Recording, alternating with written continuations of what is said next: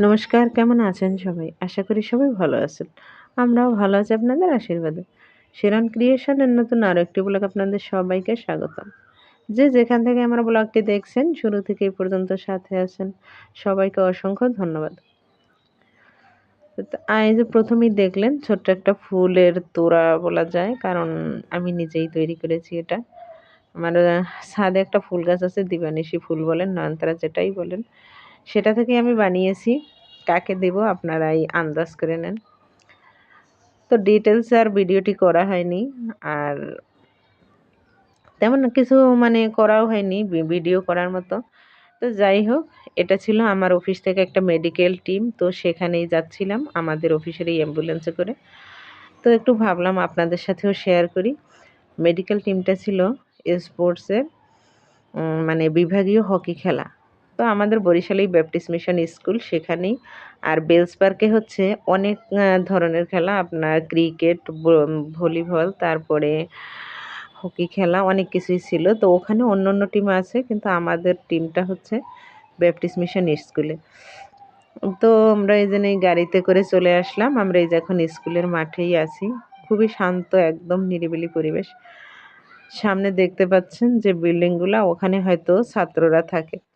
আর আমি যেখানে দাঁড়িয়ে ভিডিওটা করছিলাম, পিছনেই স্কুলটা। সামনে যে বড় একটা পুকুর, হয়তো আপনারা অনেকেই চিনবেন। এখানে আমি আরেকদিন এসেছিলাম বিভাগীয় সাঁতার প্রতিযোগিতা খেলার সময়। তখন আমি এই পুকুরটা দেখিয়েছি, বিল্ডিংগুলাও দেখিয়েছি, মাঠঘাট সবই দেখিয়েছিলাম। কিন্তু তখন লোকে একদম পরিপূর্ণ ছিল। আজকে খুবই লোকজন কম, কারণ হচ্ছে খেলাটা ১২টার দিকে শুরু হবে। তো আমরা একটু আগেই চলে এসেছি।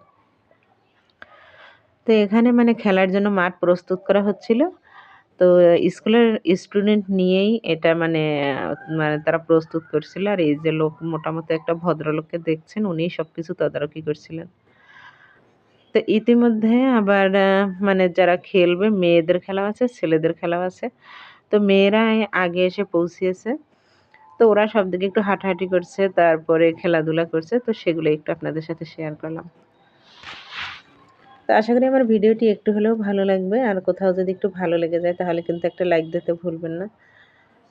কমেন্ট করে জানাতে পারেন ভালো লাগা মন্দ লাগা যাই হোক। আপনাদের কমেন্ট থেকে কিন্তু অনেক কিছুই শেখার আছে। কারণ আমরা নিজের ভুল আমরা নিজেরা কখনোই বুঝতে পারি না, তাই না? তো কমেন্টের মাধ্যমে জানতে পারি আমাদের কোথায় ভুল হচ্ছে, তো সেটা শুধরে নিতে পারি। তো ইতিমধ্যে সামনে একটা কুকুর চলে এসছে। ভাবলাম ওকে আর বাদ দিব কেন? ওকেও একটু আপনাদের সাথে শেয়ার করি। হয়তোবা কুকুরটার খুবই ক্ষুধা লেগেছিল। যার কারণে সবার মানে পায়ে ঘুরেছিল। কিন্তু ওই মুহূর্তে তো মানে কোনো খাবারের কোনো ব্যবস্থাই ছিল না। পরবর্তীতে ওকে খাবার দেয়া হয়েছে।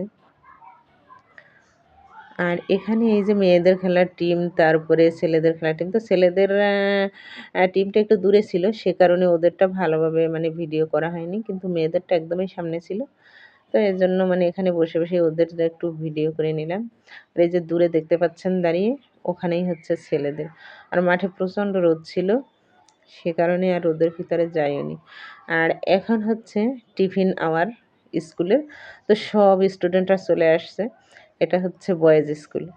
তো দেখুন ওদের দেখে একদম ছেলেবেলার কথা মনে পড়ে গিয়েছে। আমরাও তো স্কুলে এরকমই করতাম, দৌড়াদৌড়ি, হুটোহুটি।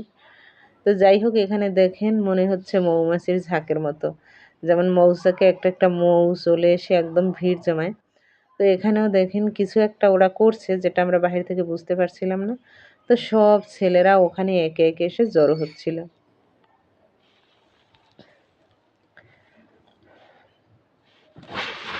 তো মেয়েদের খেলাটা আপনাদের সাথে শেয়ার করা হয়নি, কারণ ২ টা দলের খেলা ছিল। তো খুলনার দল এসে পৌঁছায়নি, যার কারণে বরিশালের যে দল ছিল ওরাই চ্যাম্পিয়ন হয়ে গিয়েছে। কারণ যেহেতু তারা আসেনি, ওরা তো এসছে, সেজন্য ওদেরই চ্যাম্পিয়ন বানিয়ে দিয়েছে। এই যে অনেক বাচ্চা-কাচ্চা এখানে, এই যেন একটা স্লিপার আছে, এখানে খেলাধুলা করছে।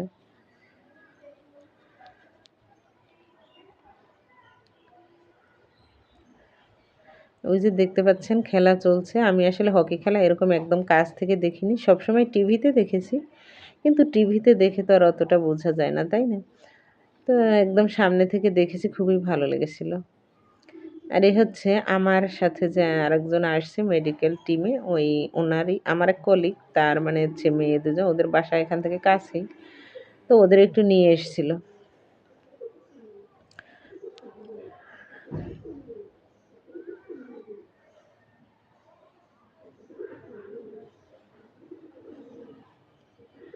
এই খেলাটা না মানে ছোট্ট একটা বল, ক্রিকেট খেলার বলের মতো, মানে এই যে হাতে স্টিক, এটা দিয়েই কিন্তু বলটা তারা মানে একদিক থেকে আরেক দিক, আরেক দিক থেকে আরেক দিক নিচ্ছে। আর এত জোরে দিচ্ছে না, যদি কারো একটু গায়ে বা হাতে পায়ে মাথায় লেগে যায়, একদম অবস্থা কিন্তু খারাপ হয়ে যাবে। তো সেটাই আমরা দূরে বসে দেখছিলাম। এই যে খেলা শেষ, মানে ছেলেরা জিতেছে, বরিশালের ছেলের দলও জিতেছে, মেয়ের দলও জিতেছে। তো যাই হোক, খেলা শেষ, তো আমরা বাসায় চলে এসেছি। এটা হচ্ছে পরের দিন। দেখেন আমি কত সকালবেলা উঠি, এখন কিন্তু ভোর ৫টা। আজান হয়তো আপনারা শুনতে পাবেন কিনা আমি জানি না, এখন কিন্তু আজান দিচ্ছে, ঠিক আছে? দেখেন এত সকালে উঠতে হয় আমাদের। মেয়েদের জীবনে আসলেই অনেক কষ্ট, কিন্তু তারপরও মেয়েরা বেঁচে থাকে এভাবেই। তো যাই হোক, এই যে রাত্রে তরকারি নিয়ে এসেছিল, সবজি, বেগুন, তারপরে বাঁধাকপি, পালং শাক, ওগুলো আর বের করা হয়নি, অনেকটা রাত হয়ে গিয়েছিল, এই জন্য আর বের করিনি। তো সেগুলো বের করে নিচ্ছি। এগুলো এখন রান্না করব না, মানে পলিথিন থেকে বের করে রাখলাম, নাহলে পলিথিনের ভিতরে থাকলে তো নষ্ট হয়ে যায়।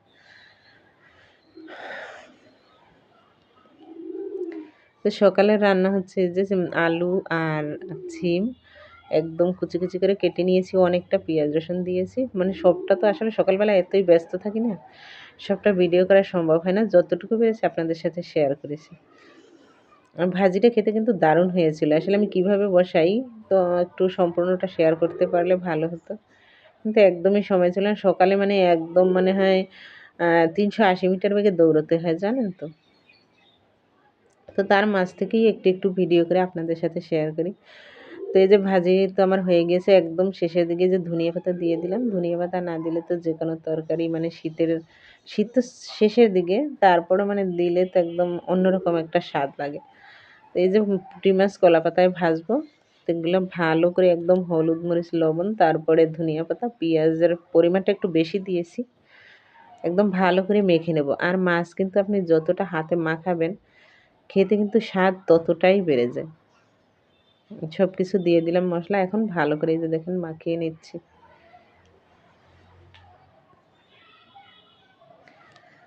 আর হলুদ মরিচ লবণ দিয়ে মাখানোর পরে তারপরে কিন্তু তেল দিতে হয়, যে অনেকটা পরিমাণে কিন্তু তেল দিয়ে দিয়েছি। এখন তেল দিয়ে আবার ভালো করে মিক্সড করে নিব, মানে মাছগুলো যাতে ভালোভাবে হলুদ মরিচ তেল লবণটা মেখে যায়। এখন আমি পাতায় সাজিয়ে দিব। আসলে সবটা তো একদম মানে ভিডিও করা সম্ভব হয়নি। তো এই যে দেখুন কলা পাতা একদম সাজিয়ে দিয়েছি, আর পাতাটা অনেক দিন হয়েছে ফ্রিজে রাখা হয়েছে, যার কারণে কালারটা একটু ডিসকালার হয়ে গিয়েছে, কিন্তু কোনো সমস্যা না। এখন এই যে আমি মানে একদম পাতার উপরে সাজিয়ে দিয়ে নিচে আরেকটা পাতা দিয়ে ফ্রাই প্যানে বসিয়ে দিয়েছি। তো ভাজিটা তো আগেই হয়ে গিয়েছিল, এখন এটাকে মানে তুলে রাখবো।